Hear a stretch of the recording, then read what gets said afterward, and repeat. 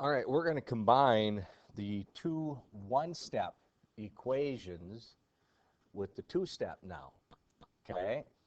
So first thing I need to do is recognize where my variable is and know that I want to get x all by itself. To do that, the first thing I'm going to do is add 9. So I get 10x equals 12. When I add the 9, I have to add it there and there. What you do to one side of an equation, you must do to the other. Now I have the expression 10x equals 12, so now I'm going to divide by 10, divide by 10. Don't do this on your calculator, okay? You're going to get x equals 12 tenths, because I'm dividing by 10, which is equal to 6 fifths. You're done. Don't divide that out. You don't have to put in the decimal. Next problem, 7x plus 2 is equal to 8. I have 7x plus 2 is equal to 8. In two steps, in your general two-step equations, you're always going to add or subtract first. In this case, to get rid of adding 2, I'm going to subtract 2. What I do to one side, I must do to the other. So I get 7x equals 6. And then I'm going to divide by 7. And I get x equals 6 sevenths. Again, leave it as a fraction. Next problem, 6x minus 2 is equal to 2. I'm going to add 2. I need to get rid of that 2. How do I get rid of that 2? By adding 2. So I get 6x equals 4.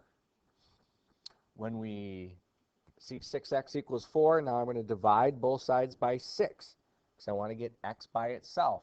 When I divide this by 6, that cancels all out, and I'm left with x, or 1x. So you can just leave it x.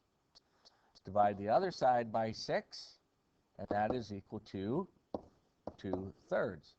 So you have 1x equals 2/3, or just x equals 2/3. Either way, your answer is 2/3. 9x plus 5 is equal to 7. I'm going to subtract the 5. So it's 9x equals 2. And then I'm going to divide by 9.